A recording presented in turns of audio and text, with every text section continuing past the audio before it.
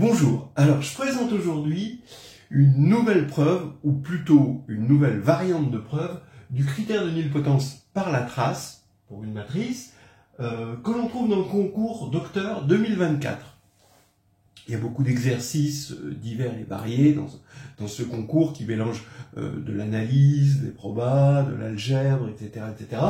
Et bon, on y trouve des petites perles, comme cette variante du critère de nilpotence. Ce critère, vous pouvez le trouver dans le carnet de voyage en algébrie, mais là, il est dit différemment, et c'est assez sympa, c'est vraiment une preuve express.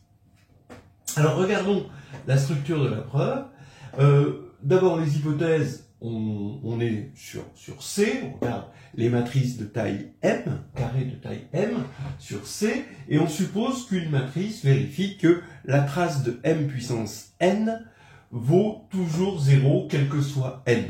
En fait, il suffit d'avoir N de 1 à M, pour que, voilà, hein, on va voir que ça c'est bon, ça suffit pour conclure que M sera nilpotente à la fin. Bien sûr, on évite N égale 0, parce que pour N égale 0, on aurait l'identité, et la trace de l'identité, ça fait M.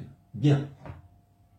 Alors, la première question, c'est de montrer qu'avec ces hypothèses, 0 est forcément dans le spectre de M. On nous donne une indication, c'est considérer qui M. Bon, je connaissais la méthode, mais je trouve que l'indication est quand même un petit peu légère. Mais bon, ok, on fait avec. Deuxièmement, montrer qu'il existe un polynôme à coefficient dans C évidemment, tel que pour toutes les valeurs propres non nulles de M, on met P de lambda égale 1, et P de 0, en revanche, égale 0.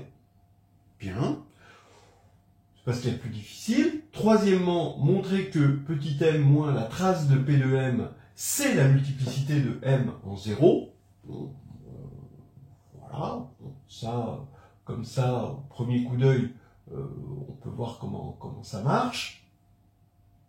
Et conclure que M est nilpotente. Bon, voilà, j'espère qu'il y a des trucs qui vous auront sauté aux yeux. Je pense qu'il y en a, bon bah oui, ça vient pas immédiatement, faut réfléchir un peu. Et ben, on va donner les réponses tout de suite. Alors, allons-y, vous allez voir, c'est assez rapide.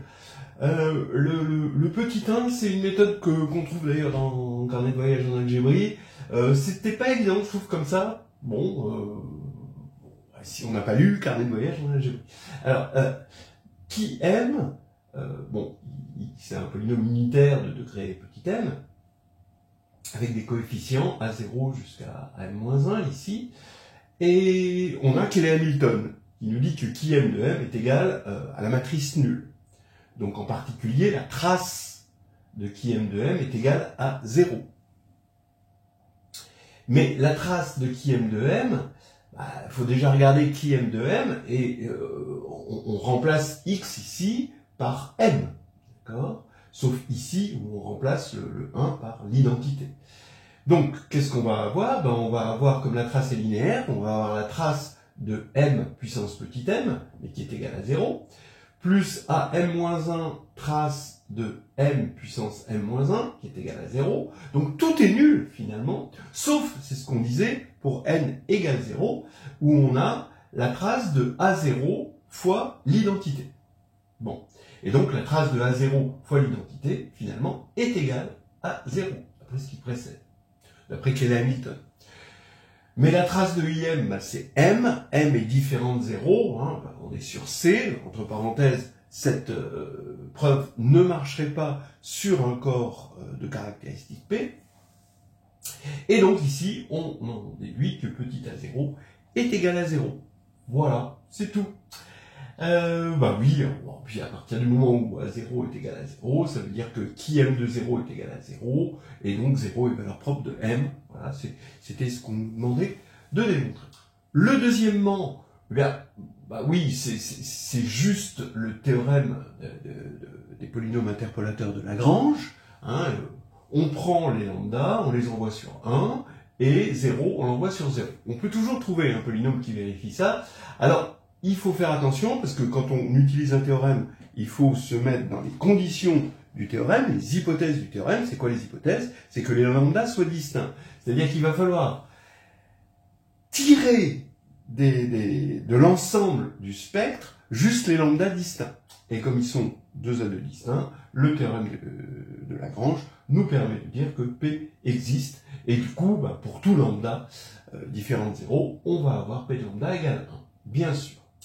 Troisièmement, alors, il faut montrer que petit m moins la trace de P de m, c'est la multiplicité de m en 0. Ben oui, petit m, d'abord, c'est la trace de l'identité de taille m.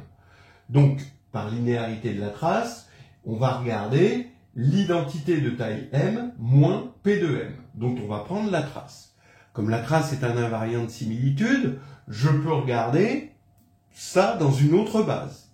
Et effectivement, m, étant donné qu'on est sur C, est trigonalisable, et sur la diagonale, on va avoir des lambda i, d'accord, lambda 1 jusqu'à lambda t, et donc ça c'est les non nuls, d'accord, ça c'est les éléments non nuls, et ici les zéros avec une multiplicité qu'on va appeler m de 0, d'accord, et il faut montrer que la trace c'est-à-dire la trace de l'identité moins p de m, c'est justement la multiplicité de m en 0, c'est-à-dire ce m de 0.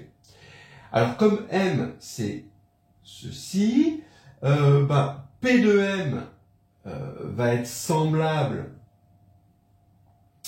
à la même chose, mais bon, avec un autre triangle ici évidemment, mais quand même un triangle, que les zéros ici, et ici on va avoir p de lambda 1 jusqu'à p de lambda t, et p de 0, p de 0, p de 0.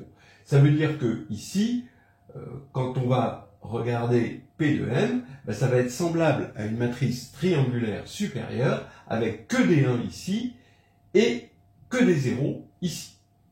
Donc quand on va faire im moins P de m, comme im est égal à q, q moins 1, ça veut dire que ça va être semblable, via la matrice de passage q, à, donc 1 moins 1, ça va faire 0. Ici, on va avoir tout ça qui va être transformé en 0, et ici, on va avoir que des 1. Donc on va avoir m de 0. Très bien. Donc c'est ce que je disais tout à l'heure, la trace c'est un invariant de similitude, ce qui va faire que la trace de ça, c'est la trace de ça, et donc c'est exactement m de 0, puisqu'on va ajouter m0 fois 1. Eh bien, on a ce qu'on voulait. Alors maintenant, quatrièmement, il faut conclure que m est nilpotente. Eh bien, je vais calculer d'une autre manière trace de P de m, qui utilise, elle, bien sûr, l'hypothèse.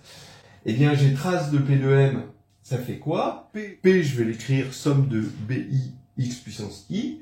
Donc, j'ai trace de mk, bk-1, mk-1, plus etc., plus b1m, plus évidemment b0 identité, mais b0, étant donné que p de 0 est égal à 0, eh bien b0 est égal à 0, donc ici j'ai pas ce dernier terme, et d'après mon hypothèse, pour être strictement supérieur à 0, et par linéarité de la trace, ça fait 0.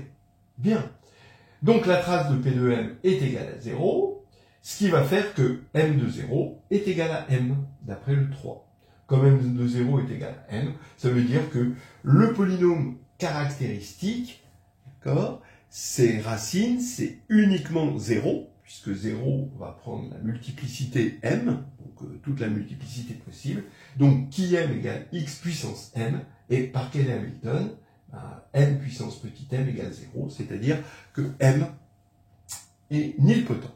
Alors c'est très joli, je ne connaissais pas cette variante, il y a plein de variantes qu'on a données dans Carnet de voyage en algébrie, et que je vous conseille de regarder. Et attention, regardez le contre-exemple, si vous êtes en caractéristique 2, par exemple, parce qu'on s'est servi du fait qu'on était en caractéristique nulle, si vous êtes en caractéristique 2, vous prenez l'identité en taille 2,2, juste en taille 2,2, et bien la trace de l'identité, ça fait 0. Et donc la trace de l'identité puissance n, c'est encore la trace de l'identité, ça fait toujours 0. Pourtant, l'identité n'est pas nilpotente. Voilà. Allez, on s'arrête là.